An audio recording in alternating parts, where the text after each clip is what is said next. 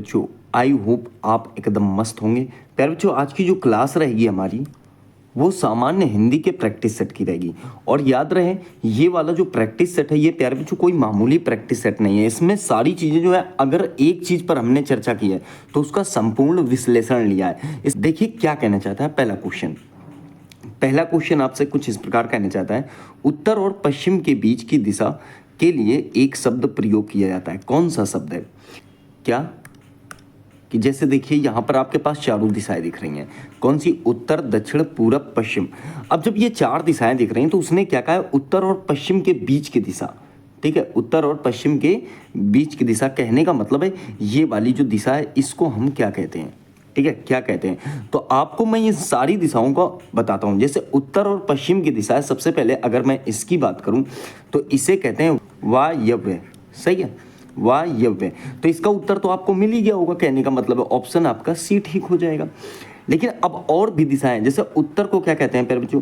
उत्तर को कहते हैं उदीची, उदीची। सही है। वहीं उत्तर पूर्व को आप कहोगे ईशान। क्या कहोगे प्यारे बच्चों? तो ईशान उत्तर पूर्व को कहोगे। ठीक है। वहीं पूर्व की बात करूं तो पूर्व को कहोगे आप प्राची। पूर्व को क्या कहोगे आप? प्राची। दक्षिण पूर्व को कहोगे आप आग्नेय। क्या? आग्नेय। समझिएगा। वहीं दक्षिण को क्या कहोगे? देखिए, उदीची तो आप उत्तर को कहोगे और दक्षिण को कहोगे अवाची। अवाची। यहां पर ध्यान दीजिएगा, सारी दिशाओं के नाम इंपॉर्टेंट नहीं बल्कि बेहद इंपॉर्टेंट है। वहीं अगर मैं दक्षिण पश्चिम की बात करूं तो इसे आप कहोगे नैऋत्य।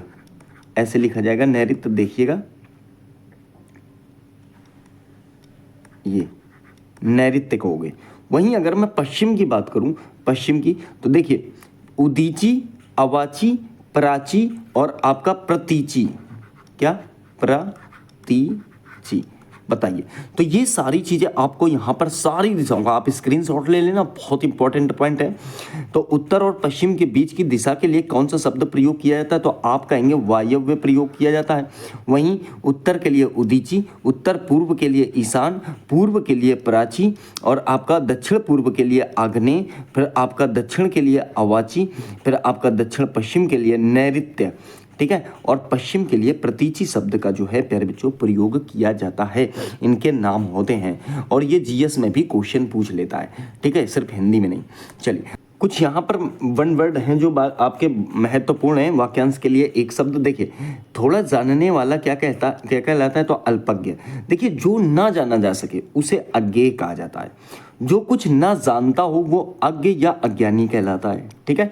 अपने बल पर निर्भर रहने वाला स्वावलंबी कहलाता है। अपनी विवाहित पत्नी से उत्पन्न पुत्र औरस पुत्र कहलाता है। ठीक है। अन्न को पचाने वाली जठर पेट की अग्नि क्या कहलाती है? जठराग्नि कहलाती है। तो आपसे क्वेश्चन ये भी कह सकता है कि पेट में लगने वाली आग को क्या कहते हैं? ठीक है। तो याद रहे कि अगर पेट में लगने वाली आग तो जठराग्नि है। और प्यारे बच्चों, दावाग्नि किसे कहते हैं? क्या? दावाग्नि। तो दावाग्नि आप कहोगे सर ये वन में लगने वाली अर्थात जंगल में लगने वाली आग है। किसमें? जंगल में लगने वाली आग। और इसे वन्याग्नि भी कह सकते हो आप। क्या कह सकते हो? वन्याग्नि। कहने का मतलब है ये भी आपका, क्योंकि वन माने जंगल होता है ना, तो ऐसे आप ध्यान देना कि ये भी जो है जंगल में लगने वाली आग हो सकती है। अब एक बात और समझिए, एक शब्द और होता है जिसे आप बोलते हो बड़वानल। क्या बोलते हो प्यारे बच्चों? बड़वानल जो है ये कहाँ की आग है? तो आप कहेंगे सर ये तो समुद्र में लगने वाली आग है। ये कहाँ की आग है? तो ये समुद्र में लगने वाली आग है। ये बात आप यहाँ पर ध्यान रखेंगे। ठीक है। चलिए, अब देखिए, अगहन और पूस में पड़ने वाली ऋतु क्या कहलाती है? तो हेमंत कहलाती है। ठीक है। इंद्रियों को जीतने वाला जितेंद्रिय कहलाता है। इंद्रियों की पहुंच से जो बाहर होता है उसे अतीन्द्रिय कहा जाता है। इंद्रियों को वश में करने वाला इंद्रजीत कहलाता है। ठीक है। इंद्रियों पर किया जाने वाला वश, ठीक है, इंद्रिय विग्रह कहलाता है। कम खर्च करने वाला मितव्ययी कहलाता है। कम जानने वाला अल्पज्ञ होता है। ठीक है। कम बोलने वाला मितभाषी होता है। ठीक है। देखिए, कम बोलने वाला मितभाषी होता है। लेकिन अगर क्वेश्चन कहे कि अधिक बोलने वाला क्या होता है, तो ध्यान रखना अधिक बोलने वाला जो होगा प्यारे बच्चों वो आपका वाचाल कहलाएगा। क्या कहलाएगा? वाचाल। तो अधिक बोलने वाला जो है वाचाल कहते हैं। और इसे नॉर्मल भाषा में कहते हैं ना कि बहुत ज़्यादा बातूनी है भाई ये लड़का, तो क्या कहते हैं कि ये लड़का तो बहुत ज़्यादा बातूनी है, तो ये भी हो सकता है। फिर देखिए खाने से बचा हुआ जो जूठा भोजन होता है, कहने का मतलब जिसे आप जूठन कहते हो, ठीक है, गांव में कहते नहीं है कि ये जूठन पड़ा हुआ है तो जानवरों को डाल दो, तो उसे आप कहते हो उच्छिष्ट। उच्छिष्ट किसे कहते हैं? तो खाने से बचा हुआ जूठा भोजन। खाने की इच्छा क्या कहलाती है? तो बुभुक्षा कहलाती है। क्या कहलाती है? बुभुक्षा। सही। चलिए कुछ और है प्यारे बच्चों, जल्दी से समझ लेते हैं। देखिए जो क्षमा के योग्य हो उसे क्षम्य कहते हैं, जो कम बोलता हो उसे मितभाषी कहते हैं, जो अधिक बोलता हो उसे वाचाल, पीछे बता दिया है, जो गिना ना जा सके वो अगणित होता है, जो व्याकरण जानता है उसे वैयाकरण कहते हैं, वैयाकरण, ठीक है, जो लोक में संभव ना हो उसे अलौकिक कहते हैं, जो स्वार्थ अपनी ही भलाई चाहता है, ठीक है, उसे स्वार्थी कहते हैं। फिर देखिए जो परमार्थ दूसरों की भलाई चाहता है उसे परमार्थी कहते हैं, जो अपने मातृभूमि छोड़ विदेश में रहता हो उसे प्रवासी बोला जाता है, ठीक है, जिसके हृदय में पाप ना हो उसे निष्पाप कहते हैं, जिसके पास कुछ भी ना हो उसे अकिंचन कहा जाता है, जिसका पति जीवित हो उसे सधवा कहते हैं, जिसकी पत्नी मर गई हो उसे विदुर कहते हैं। याद रहे जिसका पति मर गया हो प्यारे बच्चों उसे विधवा कहते हैं, ठीक है।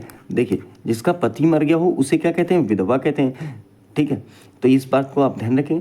देखिए जिसने मृत्यु को जीत लिया हो उसे मृत्युंजय कहते हैं, ठीक है, जिसे मोक्ष की कामना हो उसे मुमुक्षु कहते हैं, जीतने की इच्छा वाला जिगीसा कहलाता है। तो ये बात आपको यहाँ पर समझ में आ गई होगी। आइए अगला क्वेश्चन देखिए। अगले क्वेश्चन में क्या कहा गया है? क्वेश्चन नंबर 2, नभ में झटपट बाज लखी मूल्यो सकल प्रपंच, कंपित तनु व्याकुल नयन लावक हिलो न रंच। उपर्युक्त पंक्तियों में रस है, कौन सा रस है यहाँ पर प्यारे बच्चों? देखिए यहाँ पर रस पूछा गया और लावा के एक पक्षी होता है प्यारे बच्चों। क्या? लावा एक क्या होता है? पक्षी। मैं आपको यहाँ पर एक बात बताता हूँ। देखिए नभ में झटपट बाज लगी अर्थात आकाश में तेजी से झटपटते हुए बाज को देखकर, मतलब आकाश में बहुत तेज से बाज जो है झटपटा रहा है इस लावा पक्षी की तरफ, ठीक है। भूल्यो सकल प्रपंच अर्थात सब कुछ भूल गया। कंपित तनु व्याकुल नयन शरीर कांप रहा है और आंखें व्याकुल हैं, किसकी? लावा पक्षी की, ठीक है। तो आप ये कह सकते हो अर्थात इसमें जो रस होगा प्यारे बच्चों वो ना तो रौद्र होगा, ना करुण होगा, ना हास्य होगा, अर्थात इनमें से कोई नहीं। लेकिन उत्तर जो होगा वो प्यारे बच्चों भयानक रस होगा। कौन सा रस होगा? भयानक रस। क्योंकि भयानक रस का स्थायी भाव क्या होता है? वो होता है भय। और यहाँ पर भय में कौन है? तो प्यारे बच्चों ये आपका लावा पक्षी है, ठीक है। अब देखिए बात रसों की हुई तो थोड़ी हम चर्चा कर लेते हैं रसों की। यहाँ पर देखिएगा, देखिए सबसे पहले अगर मैं बात करूं तो रस के शाब्दिक अर्थ की बात करूंगा, ठीक है। किसकी? रस का शाब्दिक अर्थ होता है स्वाद या आनंद, ठीक है। फिर देखिए एक बात यहाँ पर समझिएगा, एक लाइन लिखी हुई है क्या कि रसयते आस्वादते इति कथन, अर्थात जिसका आस्वादन किया जाए, ये कथन किसका है प्यारे बच्चों? तो ये कथन किसका है? तो ये आप कहोगे विश्वनाथ जी का है। जिसका आस्वादन किया जाए, ये पंक्ति किसकी है या ये कथन किसका है आपसे पूछ सकता है एग्जाम में, तो आप कहोगे विश्वनाथ जी के। रस के जनक कौन है प्यारे बच्चों? तो भरत मुनि है। भरत मुनि की पुस्तक का क्या नाम है? तो नाट्य शास्त्र है, जिसमें रसों का वर्णन किया गया है। अब नाट्य शास्त्र में अध्याय कितने हैं? तो 36 अध्याय हैं, ठीक है। नाट्य शास्त्र को ही पंचम वेद की संज्ञा मिली हुई है, क्योंकि ऋग्वेद, यजुर्वेद, सामवेद, अथर्ववेद तो 4 वेद तो हैं ही, और 5वां वेद जो मिला हुआ है वो नाट्य शास्त्र को, मतलब उसकी संज्ञा मिली हुई है, ठीक है। नाट्य शास्त्र को ही काव्य शास्त्र भी कहा जाता है। नाट्य शास्त्र के अध्याय 6 में जो है रसों का वर्णन किया गया, अर्थात रस का वर्णन किया गया है, और अध्याय 6 में, और अध्याय 7 में रस के भावों का वर्णन किया गया है, ठीक है। भरत मुनि ने जो है 8 रसों का केवल वर्णन किया है, ठीक है, लेकिन रसों की कुल संख्या कितनी है? तो 11 है। अब 3 रस और जोड़ दिए गए, ठीक है। कौन कौन से? देखिए, नवां रस जो है मम्मट ने जोड़ा, उसका नाम है शांत रस। 10वां रस आचार्य जगन्नाथ ने जोड़ा, उसका नाम है प्यारे बच्चों वात्सल्य रस। 11वां रस आचार्य रूप गोस्वामी ने जोड़ा, जिसका नाम है भक्ति रस। ठीक है, रस काव्य की प्रणेतात्मा है, ये कथन किसका है? तो रामचंद्र शुक्ल का है। कई बार एग्जाम में पूछा गया है, इसीलिए एग्जाम की दृष्टि से मोस्ट इंपॉर्टेंट पॉइंट है। ठीक है, फिर देखिए, रसराज या रसपति श्रृंगार रस को कहते हैं। किस रस को कहते हैं? कि आपसे क्वेश्चन कहेगा कि रसराज या रसपति किसे कहते हैं, तो श्रृंगार रस को कहते हैं। और ये किसके द्वारा कहा गया था? तो आप कहोगे ये भोजराज के द्वारा कहा गया था। अब देखिए, रस के अगर भाग की बात करें तो प्यारे बच्चों, रस के जो भाग होंगे वो 4 भाग होंगे। कितने भाग होंगे? 4। देखिए, सबसे पहले स्थान पर स्थायी भाव आता है, जिसमें संख्या कितनी है? तो 9 है। ठीक है, स्थायी भावों की संख्या कितनी है? 9 है। अनुभाव कितने होते हैं? 4 होते हैं। ठीक है, विभाव कितने होते हैं? 2 होते हैं। संचारी भाव कितने होते हैं? 33 होते हैं। तो यहाँ पर आपको मैंने मेन फैक्ट जो है रस के बता दिए। उसके बाद आप रसों का अध्ययन कर सकते हो कि कौन कौन से रस होते हैं। ठीक है, हालांकि मैं वो रस आपको कराऊंगा आगे। ठीक है, चलिए तो देखिएगा अगला क्वेश्चन आपसे प्यारे बच्चों क्या कहना चाहता है। देखिए, क्वेश्चन नंबर 3 आ गया। क्वेश्चन नंबर 3 आ गया और 3 में कह रहा है देवनागरी लिपि में किए गए सुधारों में पंचमाक्षर के बदले अनुस्वार के प्रयोग को कितने या किसने दिया था। ठीक है, कहने का मतलब है, एक बात ध्यान देना, मेन रूप से यहाँ पर बात हुई है अनुस्वार की। अनुस्वार क्या होते हैं पहले ये समझ लीजिए। जो प्रत्येक वर्ण का जो है मतलब प्रत्येक वर्ग का पंचमाक्षर होता है। कैसे? जैसे एक ये, इसे आप अंगा बोलते हो, ये वहाँ हो गया प्यारे बच्चों। ठीक है, उधर अंत वाला ड़ा आएगा, फिर क्या आएगा? फिर न्या आएगा, फिर क्या आएगा? फिर माँ आएगा। तो यही तो पंचमाक्षर है, बताइए, यही पंचमाक्षर है। उसके बाद एक और आ जाता है अनुस्वार। अनुस्वार ये होता है प्यारे बच्चों, एक अंक होता है, क्योंकि आहा को आप विसर्ग बोलते हो, तो ये भी आपका अनुस्वार हो गया, इधर ये भी आपका अनुस्वार हो गया। के प्रयोग को किसने दिया था? तो इसका राइट आंसर हो जाएगा कि साहब श्याम सुंदर दास जी ने दिया था। ऑप्शन आपका ए ठीक हो जाएगा। देखिए, इनके अगर बारे में बात करूं, मैं इनके जन्म की बात करूं कि इनका जन्म जो है कब हुआ था, किसका? तो श्याम सुंदर दास का। तो आप ध्यान रखना प्यारे बच्चों, जो जन्म हुआ था इनका, जो जन्म हुआ था वो हुआ था प्यारे बच्चों आपका 1875 ईस्वी में। कब? तो 1875 में। और जन्म हुआ कहाँ था? तो आप कहोगे सर काशी में जन्म हुआ था। कहाँ हुआ था? काशी में। काशी कहाँ पड़ता है? तो क्या बताने की ज़रूरत है भाई साहब, ये आपका वाराणसी में पड़ता है। कहाँ पड़ता है? वाराणसी में पड़ता है। श्याम सुंदर दास के बारे में एक बात और ध्यान रखना, हिंदी नव जागरण में इनका बहुत तगड़ा योगदान है। किसमें प्यारे बच्चों?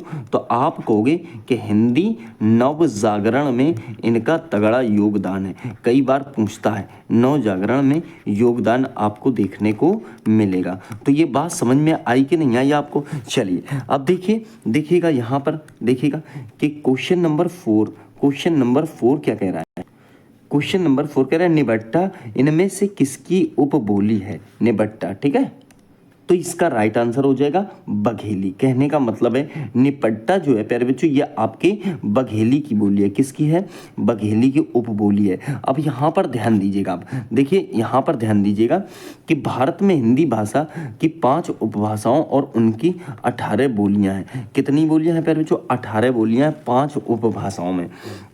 अब समझिएगा, 5 उपभाषाएं कौन सी? तो देखिए, पूर्वी हिंदी, पश्चिमी हिंदी, राजस्थानी हिंदी, प्यारे बच्चों बिहारी हिंदी और पहाड़ी हिंदी, ऐसे करके यहाँ पर वर्णित है। मैंने आपको 5 उपभाषाओं की जो है 18 बोलियां यहाँ पर लिखी हुई हैं, जो बहुत इंपॉर्टेंट है। देखिए, पूर्वी हिंदी में अवधी, बघेली और छत्तीसगढ़ी आते हैं। ठीक है, वहीं पश्चिमी हिंदी में कौरवी, जो आप खड़ी बोली बोलते हो, कौरवी हो गई, ब्रजभाषा होगी, कन्नौजी होगी, बुंदेली और हरियाणवी आती है। ठीक है, राजस्थानी हिंदी में प्यारे बच्चों मेवाती, मालवी, जयपुरी और मारवाड़ी आती है। ठीक है, फिर देखिए बिहारी हिंदी की बात करें तो मगही, मैथिली और भोजपुरी प्यारे बच्चों आती है। ठीक है, फिर देखिए पहाड़ी हिंदी की बात करें तो कुमाऊनी और गढ़वाली, ये आपका उत्तराखंड क्षेत्र के अंतर्गत जो है देखने को मिलती है। तो प्यारे बच्चों ये बताओ कि ये वाली बात आपको समझ में आ गई होगी, इसको एक बार और रिवाइज कर लेना। ठीक है, बस गजब हो जाएगा। चलिए क्वेश्चन देखिए, क्वेश्चन नंबर 5, संत सिंगा की रचनाओं की भाषा क्या थी? किसकी? तो संत सिंगा की रचनाओं की भाषा क्या थी? एक बात ध्यान रखना प्यारे बच्चों, जो संत सिंगा थे उनकी रचनाओं की भाषा निमाड़ी थी। ठीक है, क्या थी? निमाड़ी। ऑप्शन आपका डी ठीक हो जाएगा। अब देखिए निमाड़, इसका नाम क्या है, निमाड़ नाम है ना प्यारे बच्चों। तो निमाड़ जो है ये मध्य प्रदेश के क्षेत्र में एक स्थान पड़ता है। कहाँ? एमपी में, मध्य प्रदेश के क्षेत्र का ही जो है एक निवास स्थान है निवाड़।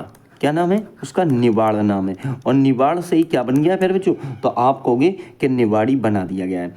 ठीक है, निवाड़ी बना दिया गया है। चलिए अब देखिए यहाँ पर कुछ बातें आप समझ सकते हो। क्या समझ सकते हो?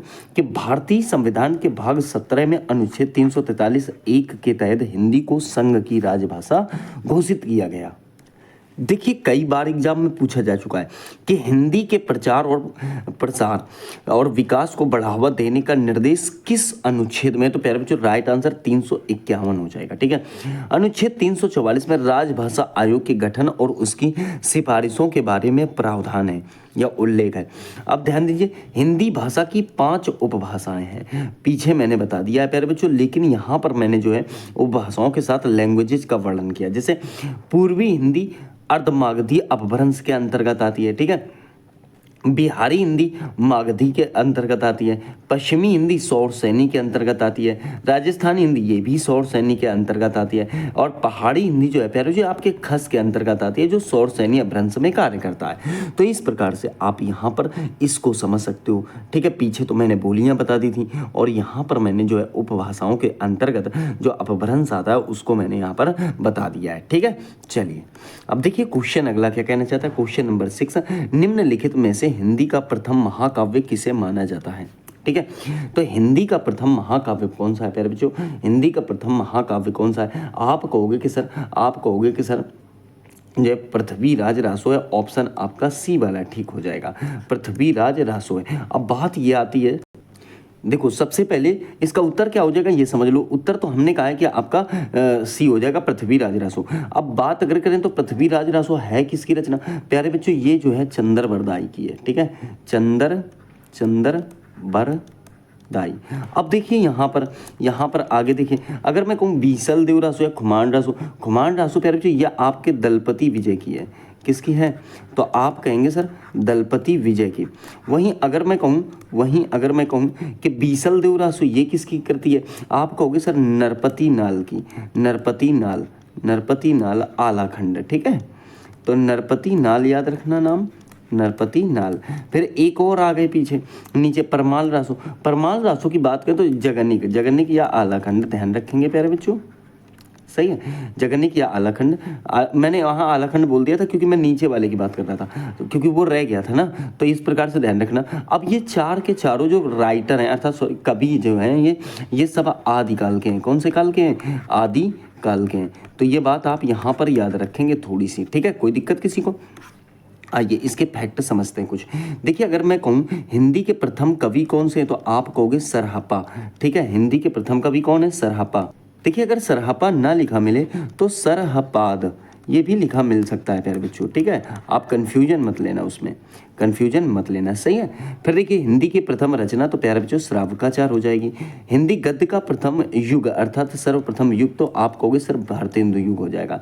हिंदी साहित्य की प्रथम कहानी इंदुमती हो जाएगी। ठीक है, फिर देखिए हिंदी की प्रथम मौलिक गद्य कथा रानी केतकी की कहानी है। ठीक है, फिर देखिए हिंदी भाषा का प्रथम प्रमाणिक ग्रंथ कौन सा है? तो पृथ्वीराज रासो है, पीछे बताया मैंने। और हिंदी का प्रथम महाकाव्य भी पृथ्वीराज रासो है। खड़ी बोली का प्रथम महाकाव्य कौन सा है? तो परिप्रवास है। सही है, परिप्रवास। आधुनिक ढंग से लिखी गई पहली एकांकी बादल की मृत्यु है। सही है। हिंदी का प्रथम उपन्यास परीक्षा गुरु है। प्रथम आत्मकथा प्यारे बच्चों अर्धकथानक है। सही है। हिंदी का प्रथम एकांकी एक घूंट है। सही है। हिंदी में प्रथम जीवनी भक्तमाल की है। हिंदी का प्रथम मौलिक नाटक जो है नहुस है। हिंदी का प्रथम जो है रिपोर्टाज कौन है? लक्ष्मीपुरा। हिंदी का प्रथम रेखा चित्र पदम पराग है। हिंदी का प्रथम महाकवि तो चंद्रबरदाई हैं। हिंदी का प्रथम चलचित्र फिल्म आलम राजा हरिश्चंद्र चलचित्र। ठीक है, और प्रथम इसमें आवाज़ नहीं थी और जिसमें आवाज़ थी तो वो थी आलम आरा। तो इस प्रकार से ये वाले पॉइंट आपने समझ लिए यहाँ पर। ठीक है, ये वाले पॉइंट आपने यहाँ पर समझ लिए बढ़िया तरीके से, कोई किसी को दिक्कत नहीं होनी चाहिए। ठीक है, चलिए, अब अगला क्वेश्चन देखिए, क्वेश्चन नंबर 7 क्या कहना चाहता है। राजन द्वारा किताब पढ़ी जाती है, इस वाक्य में वाच्य कौन सा है। ठीक है, कौन से वाच्य का जो है प्यारे बच्चों यहाँ पर हमने जो है प्रयोग किया। राजन द्वारा किताब पढ़ी जाती है, इस वाक्य में वाच्य का कौन सा प्रकार है। देखो, राजन द्वारा किताब पढ़ी जाती है ना, तो यहाँ पर किताब की प्रधानता है, और किताब प्यारे बच्चों है क्या, तो किताब है कर्म। तो आपका उत्तर क्या हो जाएगा, कर्मवाच्य हो जाएगा। कौन सा वाच्य हो जाएगा प्यारे बच्चों, कर्मवाच्य। ऑप्शन आपका सी ठीक हो जाएगा। देखिए कि वाक्य में कर्मवाच्य, क्योंकि इसमें कर्म जो है किताब प्रधान है। कौन है प्यारे बच्चों, ये क्या है, इसकी प्रधानता है। इसकी क्या है, तो इसकी प्रधानता है, ये बात आपको ध्यान रखनी है। और क्रिया जो है ये कर्म के लिंग और वचन के अनुसार है, तो आप ऐसा कह सकते हो। इसके फैक्ट समझिएगा आप थोड़ा सा, यहाँ पर देखिए पूरी बातें मैंने बताई हैं आपको। देखिएगा, वाच्य की अगर बात करूं मैं, वाच्य की, तो क्रिया का वह रूप है जो बताता है कि वाक्य में क्रिया कर्ता के अनुसार है, कर्म के अनुसार है या भाव के अनुसार है। ठीक है, तो ये वाच्य होता है। अब वाच्य के 3 भेद होते हैं, आप जानते होंगे कौन से। एक तो प्यारे बच्चों कर्तृवाच्य होता है, एक कर्मवाच्य होता है, और एक आपका भाववाच्य होता है। कहने का मतलब एक एक्टिव वॉइस, एक पैसिव वॉइस और एक इम्पर्सनल वॉइस। ठीक है, कर्तृवाच्य की अर्थात एक्टिव वॉइस की बात करें प्यारे बच्चों, तो इस वाच्य में कर्ता की प्रधानता होती है। किसमें प्रधानता होती है, कर्ता की प्रधानता होती है। उदाहरण के तौर पर बात करें तो मोहन ने खाना खाया, अर्थात किसकी प्रधानता है प्यारे बच्चों, कर्ता की ही तो प्रधानता है। फिर देखिए कर्मवाच्य, कर्मवाच्य की बात करें तो कर्मवाच्य में आप कहोगे कि इस वाच्य में जो है कर्म की प्रधानता होती है, जैसे मोहन के द्वारा खाना खाया गया। ठीक है, आखिरी बचा आपका भाववाच्य, इसको समझिए, ये इम्पर्सनल वॉइस होता है। देखिए इसमें थोड़ा सा दिमाग लगाना होता है, ये दोनों तो बहुत आसान होते हैं। ठीक है, भाववाच्य में, इस वाच्य में जो है क्रिया प्रधान होती है और भाव की प्रधानता होती है। इसमें क्रिया का लिंग, वचन और पुरुष, कर्ता या कर्म के अनुसार नहीं होता, बल्कि अकर्मक क्रियाओं का प्रयोग किया जाता है। और क्रिया हमेशा अन्य पुरुष और एक वचन में होती है, जैसे मुझसे चला नहीं जाता। याद रखना प्यारे बच्चों, 99% केस में, 99% केस में आपको निगेटिविटी मिलेगी। क्या मिलेगी, निगेटिविटी मिलेगी। कहने का मतलब है नहीं का प्रयोग आपको देखने को मिलेगा। 99% केस बता रहा हूं, पूरे में नहीं। तो क्या होगा, नहीं का प्रयोग आपको देखने को मिलेगा, तो समझ जाना कि वो भाववाच्य है, मुझसे चला नहीं जाता। ठीक है, तो ये बात आपको समझ में आ गई होगी प्यारे बच्चों। चलो अगला क्वेश्चन देखिएगा, क्वेश्चन नंबर 8वां। मागधी अपभ्रंश से विकसित बोली कौन सी है प्यारे बच्चों। पीछे मैंने पूरी चीज आपको यहाँ पर बताई थी, पूरी चीज जो है संक्षिप्त में बताई थी। तो 8वें का राइट आंसर हो जाएगा मगही। ठीक है, क्या हो जाएगा, मगही जो है मागधी अपभ्रंश से विकसित जो है बोली है। राइट आंसर सी हो जाएगा। चलिए आगे देखिए, क्वेश्चन नंबर अगला है, देखिए 9 वाला, कि मूर्धन्य, अल्पप्राण और घोष व्यंजन वर्ण का उदाहरण कौन सा है।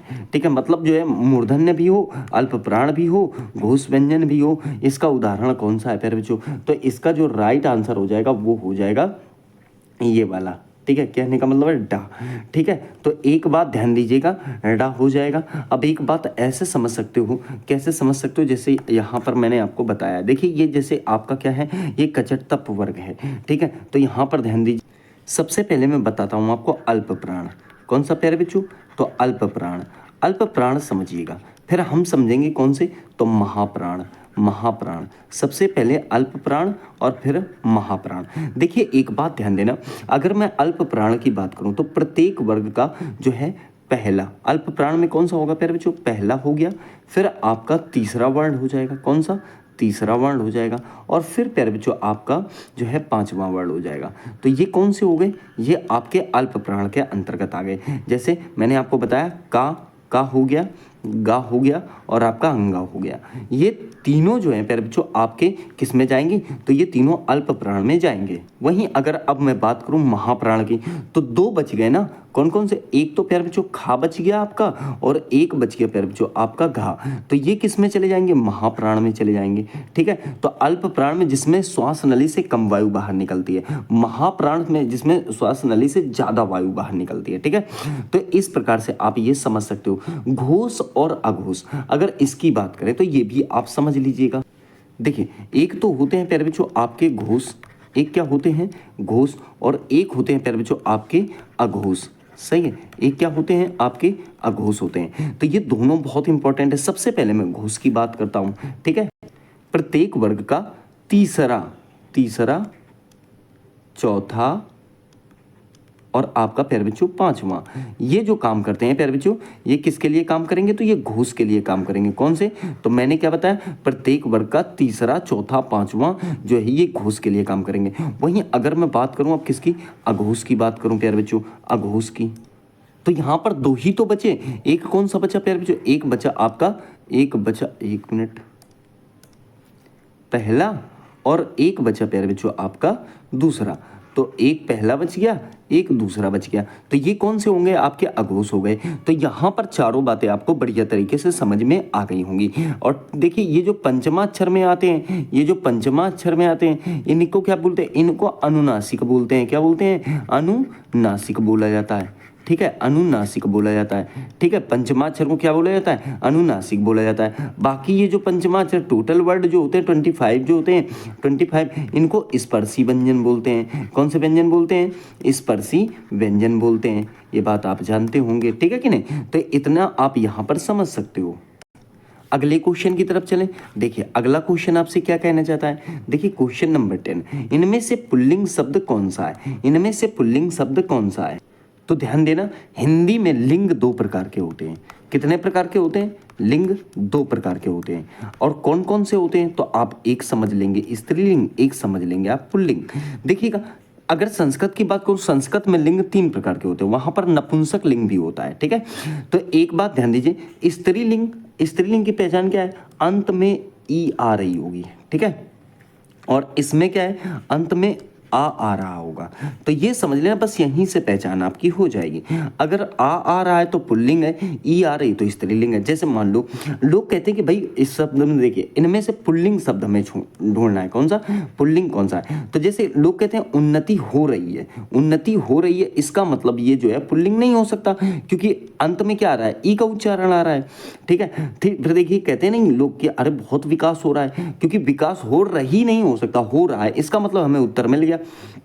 तो ऑप्शन बी ठीक हो जाएगा। कहने का मतलब विकास हो रहा है ना, अंत में क्या आ रहा है? आ रहा है। तो इस प्रकार से समझ लो, वृद्धि हो रही है, प्रगति की जा रही है, तो ये जो है आपका नहीं बन पाएगा। ठीक है, क्योंकि यहाँ पर बड़ी की मात्रा का वो जो है वर्णन हो रहा है। ठीक है, तो इस प्रकार से उत्तर क्या हो जाएगा? विकास हो रहा है, तो इसका मतलब उत्तर हमारा विकास हो जाएगा, पुल्लिंग काम करेगा। देखो जैसे मैं आपसे कहता हूँ भाई सुई गिर गई, सुई गिर गया तो नहीं हो सकता। फिर देखिए जैसे दही शब्द है, दही, दही गिर गया, दही गिर गया, तो मतलब दही गिर गया तो दही जो है पुल्लिंग ही तो है। ठीक है, तो इस प्रकार से लिंग आप समझ सकते हो। इन दो चीज़ों से ही आप समझ सकते हो, आपको कुछ और पढ़ने की आवश्यकता नहीं है। और सारे जब भी आपको एग्जाम्पल मिलेंगे तो आप वाक्य बना कर देखेंगे। अगर वाक्य बन रहा है, ई आ रही है तो समझ लेना स्त्रीलिंग, आ रहा है तो समझ लेना पुल्लिंग। ठीक है प्यारे बच्चों, देखिए क्वेश्चन नंबर 11 क्या कहना चाह रहा है। क्या कह रहा है? हे शरणदायिनी देवी, तू करती सबका त्राण है, तू मातृभूमि संतान हमें, तू जननी तू प्राण है, में कौन सा छंद है? अब छंद पहचानने के लिए आप क्या करोगे? उसके पहले कुछ फैक्ट समझ लो प्यारे बच्चों। ठीक है, उसके पहले कुछ फैक्ट समझ लो। ठीक है, क्या फैक्ट? जैसे कि मैं यहाँ बात करूँ तो देखिए एक बात ध्यान दो, ये यहाँ पर आपको कुछ चीज़ें दिख रही होंगी। क्या? कि जैसे मात्राएं कितने प्रकार की होती हैं? तो प्यारे बच्चों 2 प्रकार की होती हैं। कितनी होती हैं? 2 प्रकार की। एक कौन सी? ह्रस्व मात्रा, और एक होती है दीर्घ। ह्रस्व में खड़ी पाई का प्रयोग करते हैं, और दीर्घ में प्यारे बच्चों वर्तुल रेखा का प्रयोग करते हैं, जैसे कि आपको यहाँ पर दिख रहा है। ह्रस्व में कौन सी मात्राएं? छोटा, छोटी, छोटे, करा, तया, ऐसे आते हैं जो वो 1 नंबर के लिए होती हैं, 1 मात्रा के लिए। बड़ा, और दीर्घ में बड़ा मतलब बड़ा, बड़ी, बड़ेऊ, ए उ औ अंक आहा, ये सारी जो है प्यारे बच्चों दीर्घ में प्रयोग होते हैं। ठीक है, अब अगर आप इसमें मात्राएं लगाना जानते हो तो समझ लो, आप ये समझ जाओगे कि तुरंत ये कौन सा छंद है। ठीक है, सबसे पहले आपको पता होनी चाहिए कि इसमें मात्राएं कितनी लगेंगी। ठीक है, और मात्राएं कितनी, जैसे ऊ लाला की अगर मैं बात करूं पहले नंबर पर, तो ऊ लाला में 15 और 13 मात्राएं होती हैं। 15 + 13, कहने का मतलब है जोड़ने के बाद टोटल कितनी मात्राएं बैठनी चाहिए? 28 मात्राएं बैठनी चाहिए। 13-15 भी हो सकती हैं, उससे कोई लेना देना नहीं है। इंद्र बज्जा में 11 मात्राएं, 11 वर्ड होते हैं। कितने वर्ड होते हैं? केवल 11 वर्ड होते हैं। ठीक है, फिर रोला की अगर मैं बात करूं प्यारे बच्चों, तो रोला में 24 मात्रा होती हैं। कितनी मात्रा होती हैं? 24 मात्रा होती हैं। ठीक है, तो वसंत तालिका में वर्ड होते हैं। कितने वर्ड होते हैं? 24 वर्ड होते हैं। कितने प्यारे बच्चों, 24 वर्ड होते हैं। अब उस हिसाब से देखें तो 24 मात्राएं होंगी रोला में, और यहाँ उलाला में 28 होंगे। आप एक काम करो, मात्राएं लगा लो, क्योंकि मैंने यहाँ पर आपको टेक्नोलॉजी तो बता ही दी है। नीचे मात्राएं 2 प्रकार की होती हैं, कैसे लगाओगे आप। देखिए सबसे पहले अगर मैं बात करूँ तो आप ध्यान देना प्यारे बच्चों, ये यूपीएसआई का क्वेश्चन है। किसका क्वेश्चन है, यूपीएसआई का क्वेश्चन है, और ये 2021 में पूछा गया है यूपीएसआई में। ठीक है, इस बात को आप अपने जहन में रखना। देखिए हे में अगर मैं कहूँ तो 2 मात्राएं लगेंगी, कितनी, 2 मात्राएं, सही है। शरणदायिनी में 1 सा रा अड़ 1 और 2 मात्राएं दा पे लग जाएगी। ठीक है, 1 मात्रा आपकी छोटी है ना, तो 1 लगेगी, 2 हो जाएंगी इसमें, सही है। यहाँ पर 2 और यहाँ पर भी 2, सही है। तो ऐसे मात्राएं लगे। अब देखो तू का कितना हो जाएगा, तू का 2 हो जाएगा, यहाँ 1 और यहाँ 2। ठीक है, फिर देखिए सबका 1 1 2, और तरा पे कितनी लगाओगे प्यारे बच्चों, 2 मात्राएं लगाओगे। यहाँ पे 1 लगाओगे, चूंकि ए है तो यहाँ पर 2 मात्राएं लग जाएंगी। ठीक है, अब ऐसे करके हम एक काम करते हैं, इन दोनों चरणों में काउंट कर लेते हैं कि कितनी मात्राएं हैं। इनमें से जितनी बैठ जाएगी वही हम उत्तर लगा देंगे। तो देखिए 2 3 4 5 6 7 8 9 10 11 12 13 14 मात्राएं बैठ रही हैं इसमें। देखें आगे, देखें 2 3 4 5 6 7 8 9 10 11 12 13 14 15 और 13 बैठनी चाहिए, 15 और 13। इसका मतलब ये क्या हो जाएगा, ऊ लाला हो जाएगा। इसमें कहीं ना कहीं कुछ वो हुआ होगा, क्योंकि 14 नहीं बल्कि 13 मात्राएं ही बैठेंगे। ठीक है, तो ऐसे करके हमारा जो है क्या बन जाएगा, ऊ लाला बन जाएगा, क्योंकि मात्राएं कितनी है प्यारे बच्चों, तो 15 13 करके 28 मात्राएं इसमें बैठ गई। ठीक है, छंद की कुछ बातें आप समझ लीजिएगा। यहाँ पर देखिए छंद के बारे में बताओ तो छंद और उसके प्रकार। छंद का मतलब क्या होता है प्यारे बच्चों, बंधन होता है। ठीक है, छंद शब्द की उत्पत्ति जो है छिदी शब्द से हुई है, और छिदी का अर्थ होता है ढकना या आच्छादित करना, सही है। सर्वप्रथम छंद का उल्लेख कहाँ से मिलता है, तो ऋग्वेद से मिलता है। छंद का दूसरा नाम क्या है प्यारे बच्चों, तो कहोगे पिंगल है। ठीक है, छंद के प्रकार तो मात्रिक छंद, वर्णिक छंद और मुक्तक छंद। मुक्तक छंद में केवल एक रचना आती है प्यारे बच्चों, जूही की कली। कौन सी कली, जूही की कली। और जूही की कली है किसकी प्यारे, तो आप कहोगे सर निराला की है, सूर्यकांत त्रिपाठी निराला की रचना है, वो ही केवल आती है। ठीक है, आइए और फैक्ट समझते हैं। देखिए पिंगल आचार्य ने छंदों की रचना को, जिसका वर्णन उन्होंने अपनी पुस्तक पिंगल वत्स या छंद शास्त्र में किया है। ठीक है, दोनों ही नाम याद रखना, पिंगल वत्स कह सकते हो या फिर आप छंद शास्त्र भी कह सकते हो। तो इसकी रचना किसने की है, तो पिंगल ने की है। ठीक है, अब देखिए छंद शास्त्र में 8 अध्याय हैं, सही है। छंद प्रभाकर जो है मतिराम की रचना है। कौन सी, छंद प्रभाकर किसकी रचना है, कई बार क्वेश्चन पूछता है तो मतिराम की है। अवधि का निजी छंद कौन सा है प्यारे, तो बरवय है। ठीक है, रत्नाकर कृत गंगावतरण रोला छंद में लिखा गया है। किस में लिखा गया, तो रोला छंद में जो है गंगावतरण लिखा गया है। धनाक्षरी छंद प्यारे बच्चों एक वर्णिक छंद है। निराला की कविता जूही की कली मुक्तक छंद का उदाहरण है। वीर या आला मात्रिक जाति के छंद हैं। रहीम ने बरवय छंद का प्रयोग करके, देखिए यहाँ पर प्यारे बच्चों प्रयोग लिखा है, प्रयोग करके बरवय नायिका नामक ग्रंथ की रचना की थी। से अग्नि पुराण में भी पिंगल पद्धति पर आधारित छंद शास्त्र का पूर्ण जो है विवरण किया गया है प्यारे बच्चों। अपभ्रंश काव्य का सुप्रसिद्ध छंद कौन सा है, तो कड़वक है। ठीक है, कहीं कहीं कबड़क लिखा होता है तो कड़वक देख लेना प्यारे बच्चों। स्वयंभू को अपभ्रंश या वाल्मीकि और व्यास कहा जाता है। ठीक है, तो स्वयंभू को अपभ्रंश का वाल्मीकि और व्यास कहा जाता है, और वह इस भाषा के प्रमुख महाकवि माने जाते हैं। तो छंद के बारे में ये बातें आप समझ सकते हो कि ये उसका साहित्य है। देखिए क्वेश्चन नंबर 12वां, इनमें से हिंदी के प्रथम सूफी कवि कौन है। प्यारे बच्चों सूफी कवि जो हैं वो ऑप्शन बी ठीक हो जाएगा, मुल्ला दाऊद जी हैं। प्रथम सूफी कवि कौन है, मुल्ला दाऊद। ठीक है, अगला क्वेश्चन देखिए। क्वेश्चन अगला कह रहा है कि प्रेमचंद का कौन सा उपन्यास कृषक जीवन का महाकाव्य कहा जाता है। ठीक है, किसका, तो कृषक जीवन का महाकाव्य कहा जाता है प्यारे बच्चों गोदान। ऑप्शन सी ठीक हो जाएगा, सही है। चलिए अगला क्वेश्चन देखिएगा। क्वेश्चन कह रहा है 14वां, बिनु पग चले सुने बिनु काना, कर बिनु कर्म करे विधि नाना। इन पंक्तियों में अलंकार कौन सा है। ठीक है, तो एक बात ध्यान देना, ऐसी स्थिति जहां बिना पैर के चलने, बिना कान के सुनने, यानी कह सकते हो कि कारण के बिना कार्य का होना बताया गया है। बात समझ रहे हो, जहाँ कारण का अभाव होने पर भी कार्य संपन्न होना बताया जाए, वहाँ विभावना अलंकार होता है। कौन सा अलंकार होता है, विभावना अलंकार होता है। बिना कान के भी चल रहा है वो, बिना पैर के भी चल रहा है, बिना कान के सुन रहा है, तो ऐसी स्थिति में विभावना अलंकार होगा। ठीक है, ध्यान रखना बहुत ही इंपॉर्टेंट है। ठीक है, चलिए अब देखिए कुछ चीज़ें आप यहाँ समझ लीजिए। अलंकार, देखिए अलंकार, अलंकार दो शब्दों से मिलकर बना है, अलम प्लस कार, ठीक है। अलम, यहाँ पर अलम का अर्थ होता है आभूषण या अलंकृत करने वाला, कार का मतलब होता है करने वाला, ठीक है।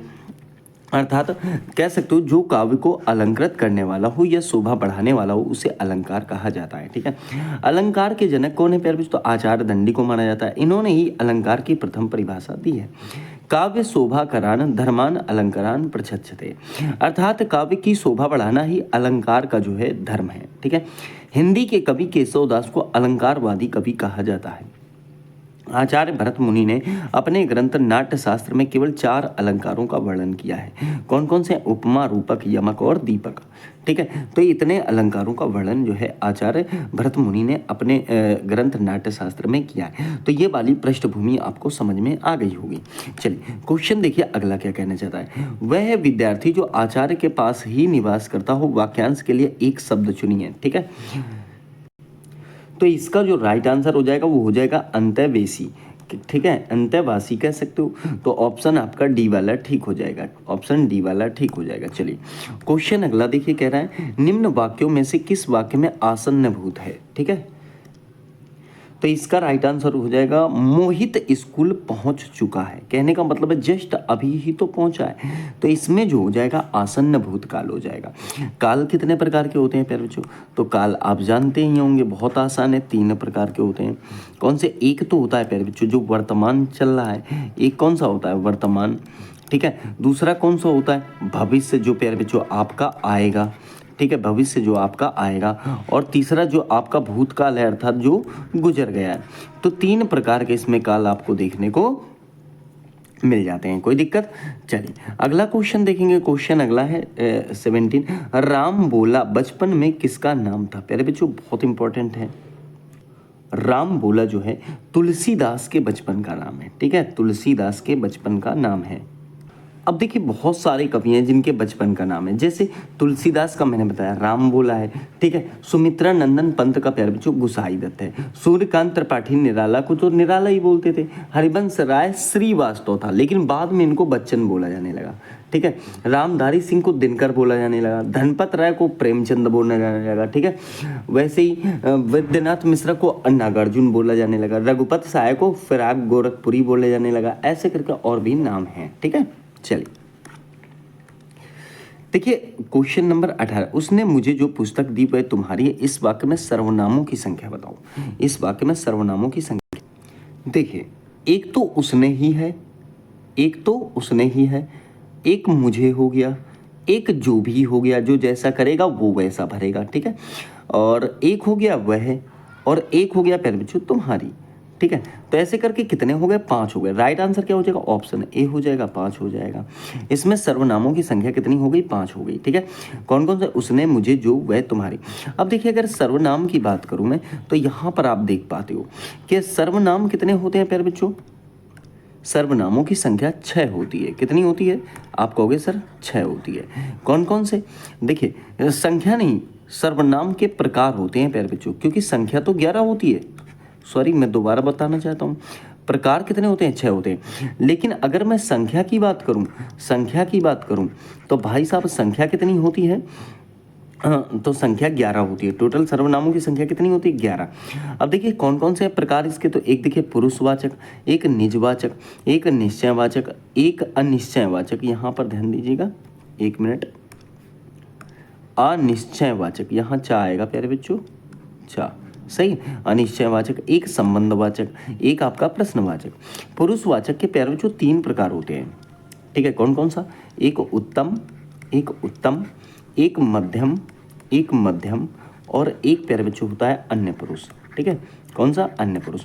उत्तम की बात करो तो उत्तम में मनुष्य अपनी बात करता है, कहने का मतलब है मैं, खुद है, मैं अपनी बात करता है, मैं, हम, हमारे, हमको, हमने, ठीक है। मध्यम में वो बीच वाले की बात करता है, जैसे तुम, आप, तुम्हारे, तुमको, तुमने, तुमसे। अन्य की यह है, वह है, इसका, उसका, ठीक है, यह है, वह है, और प्यारे बच्चों इसका, उसका, इन सब की बात करता है, ठीक है। तो इस प्रकार से ध्यान रखना आप, ठीक है। निजवाचक में आप हो गया, अपने आप हो गया, ठीक है। और निश्चयवाचक, निजवाचक में आप, अपने आप, स्वयं, स्वयं भी बहुत इंपॉर्टेंट पॉइंट है इसका, ठीक है। फिर देखिए निश्चयवाचक में यह है वह है, ठीक है। अनिश्चयवाचक में कोई, कुछ, कौन है ना। संबंधवाचक जो, सो, जैसा, वैसा है, जिसकी, उसकी। प्रश्नवाचक कौन, क्या, कब, कहाँ, कैसे, ठीक है, ये सारी चीजें आती हैं। चलो देखिए क्वेश्चन अगला क्या कहना चाहता है। क्वेश्चन नंबर है 19। निम्न में से किस रचनाकार को साहित्य अकादमी पुरस्कार नहीं मिला है। निम्न में से किस रचनाकार को साहित्य अकादमी पुरस्कार नहीं मिला। इसका राइट आंसर हो जाएगा भारतेंदु हरिश्चंद्र को। भारतेंदु हरिश्चंद्र को साहित्य अकादमी पुरस्कार नहीं मिला। तो आपका उत्तर तो आपको मिल गया। अब थोड़ा सा कौन सा उत्तर, डी हो जाएगा। अब एक बात ध्यान देना, जैसे सबसे पहले मैं अगर बात करूं माखनलाल चतुर्वेदी को, तो प्यारे बच्चों इनकी एक रचना है हिम तरंगिनी। क्या नाम है प्यारे बच्चों, हिम तरंगिनी, ठीक है। तो हिम तरंगिनी के लिए इनको जो है साहित्य अकादमी का जो पुरस्कार मिला था प्यारे बच्चों, वो 1955 में मिला था। कब मिला था, 1955 में, ध्यान रखना। वहीं अगर मैं आगे बात करूं दिनकर साहब को, दिनकर साहब की अगर प्यारे बच्चों में बात करूं तो आपने इनकी रचना सुनी होगी संस्कृति के 4 अध्याय, ठीक है। क्या, संस्कृति के 4 अध्याय, मैं शॉर्ट में लिख दे रहा हूँ, ठीक है। तो संस्कृति के 4 अध्याय के लिए 1959 में मिला था, ठीक है, 1959 में। अगर बात करूं मैं किसकी, तो सुमित्रा नंदन पंत की। तो प्यारे बच्चों एक रचना है इनकी कला और बूढ़ा चांद, ठीक है। कौन सा, कला और बूढ़ा चांद। तो जो कला और बूढ़ा चांद है इसके लिए इनको जो पुरस्कार दिया गया था वो प्यारे बच्चों दिया गया था आपका 1960 में, ठीक है। तो यहाँ पर 3 की मैंने बात कर दी, ठीक है। हरिवंश राय बच्चन को इनकी कविता के लिए 1968 में मिला था, समझ रहे हो। 2017 में अगर मैं बात करूँ, 2017 में किसे मिला था, तो रमेश कुंतल मेघ, नाम याद रखना प्यारे बच्चों, क्या, रमेश कुंतल मेघ। तो रमेश कुंतल मेघ को 2017 में पुरस्कार मिला साहित्य अकादमी का। और किसके लिए प्यारे बच्चों, तो विश्व मिथक सरित सागर, ठीक है। क्या नाम याद रखेंगे, विश्व मिथक और आपका सरित सागर।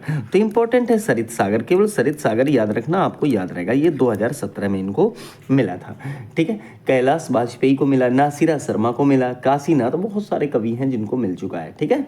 तो इस प्रकार से आप याद रखेंगे। चलो आगे देखिए बात करेंगे प्यारे बच्चों। आगे अगला क्वेश्चन 20 है। क्वेश्चन नंबर 20 कह रहा है किस शब्द समूह में सभी शब्द तत्सम हैं, ठीक है। चलो तो इसका राइट आंसर हो जाएगा पहला वाला। कहने का मतलब है छत्र, कंकड़, कज्जल, यही जो है क्या हो जाएगा, तत्सम। रीजन क्या है ये समझिए, क्योंकि मुझे लग रहा है आज शब्द जो है ये तत्सम तो नहीं हो सकता, ठीक है। 10 शब्द भी तत्सम नहीं हो सकता, मुख जो है ये भी तत्सम नहीं हो सकता, ठीक है। अब एक बात ध्यान देना, देखिए जो शब्द संस्कृत के होते हैं, किसके होते हैं प्यारे बच्चों, संस्कृत के, वो शब्द क्या कहलाएंगे, तत्सम कहलाएंगे। और जो शब्द प्यारे बच्चों हिंदी के होंगे, ठीक है, शुद्ध हिंदी के होंगे, वो तद्भव कहलाएंगे। इस प्रकार से आप ध्यान रखना। तो संस्कृत का मतलब क्या हो गया कि तत्सम शब्द, और हिंदी का मतलब क्या हो गया, तद्भव शब्द है, ठीक है। जैसे अग्नि शब्द है प्यारे बच्चों, तो अग्नि शब्द क्या है, तत्सम ही तो है। और आग अगर मैं इससे बना दूं तो आग शब्द क्या हो जाएगा, ये तद्भव हो जाएगा। ऐसे करके आप ध्यान रखना। चलिए अगला क्वेश्चन देखिए 21। पके हुए अन्न की भिक्षा, इस वाक्यांश के लिए एक शब्द है। तो पके हुए अन्न की भिक्षा के लिए जो प्रयोग किया जाता है वो मधुकरी प्रयोग किया जाता है। ऑप्शन ए ठीक हो जाएगा, सही है। अगला क्वेश्चन देखिए, हजारी प्रसाद द्विवेदी का उपन्यास कौन सा है प्यारे बच्चों। इसका जो राइट आंसर हो जाएगा वो हो जाएगा बाण भट्ट की आत्मकथा। ये हजारी प्रसाद द्विवेदी का उपन्यास है, सही है। देखिए क्वेश्चन नंबर 23। अशुद्ध अर्थ वाला शब्द युग्म चुनिए। झक्का शब्द सनक झस मछली है, रंजक है चित्रकार रजक धोबी, आज ईश्वर आजा बकरी, ठीक है, जरठ वृद्ध जठर अग्नि। तो इसका जो राइट आंसर हो जाएगा प्यारे बच्चों वो हो जाएगा आपका जरठ वाला, ठीक है, वृद्ध जठर या अग्नि, सही है, ये ठीक हो जाएगा।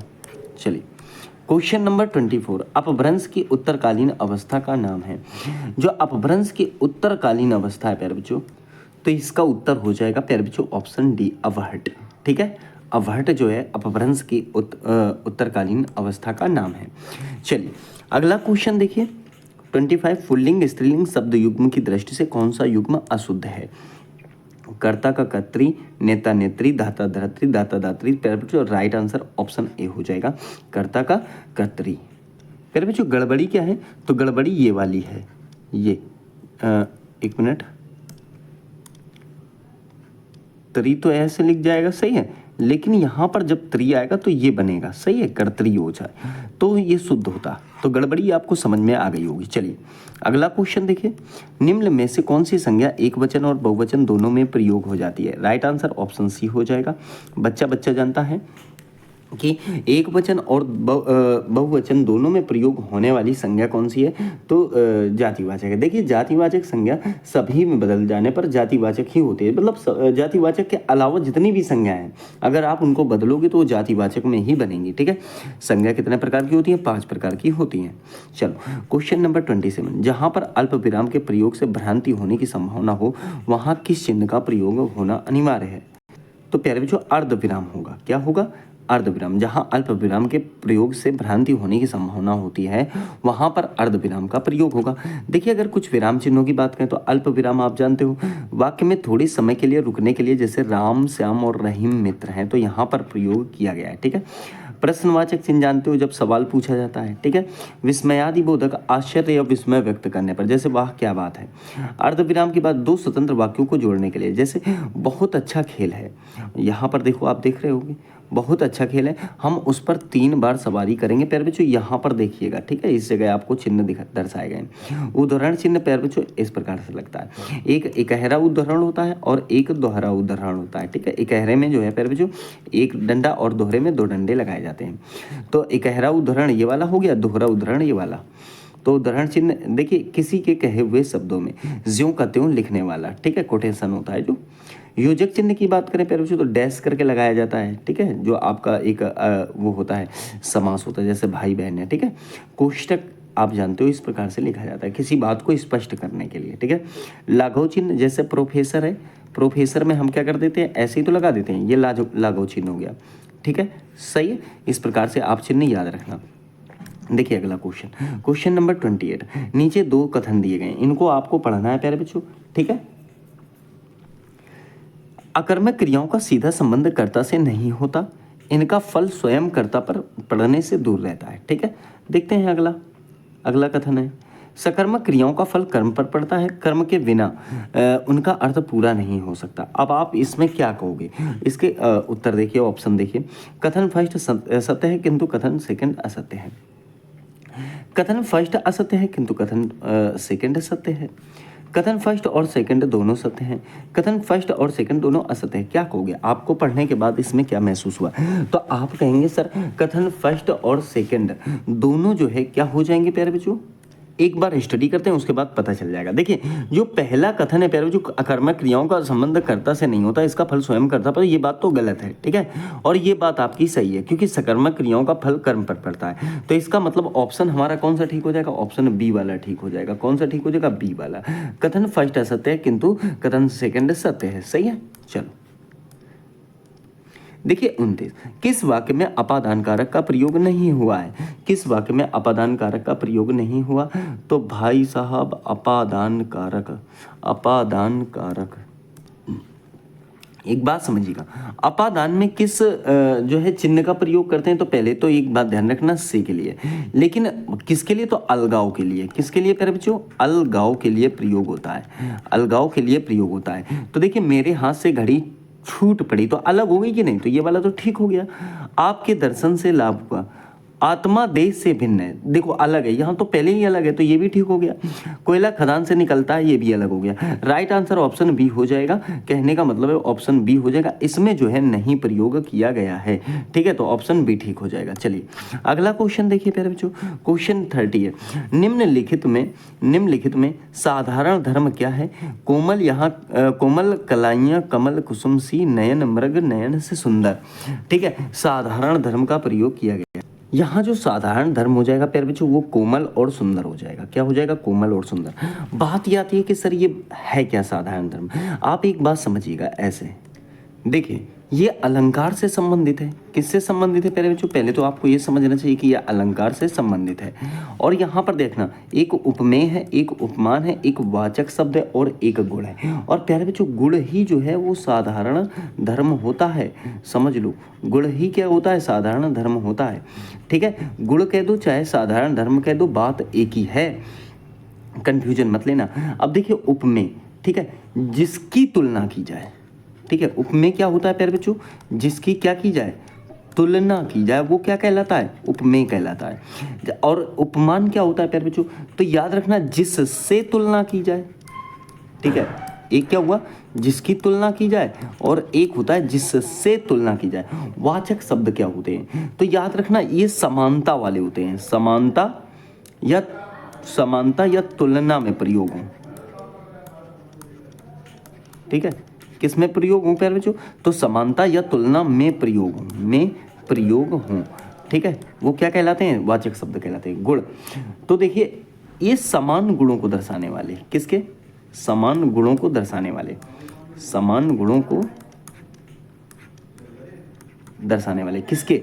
तो एक बात याद रखना, एक तो उपमेय के और एक आपके उपमान के, जो समान गुणों को दर्शाते हैं वो क्या कहलाते हैं? साधारण धर्म कहलाते हैं। ठीक है, अब देखिए जैसे यहाँ उदाहरण ले लीजिए, मैंने एक एग्जाम्पल ले लिया, मुख चंद्रमा सा सुंदर है। यहाँ पर जो प्यारे बच्चों आपको मुख दिख रहा है, ये मुख क्या है? तो आप कहेंगे सर, जो कि ऊपर दिए गए उदाहरण में चेहरे की तुलना चांद से की गई है, चेहरे की तुलना, तो इस वाक्य में मुख क्या हो जाएगा? उपमेय हो जाएगा।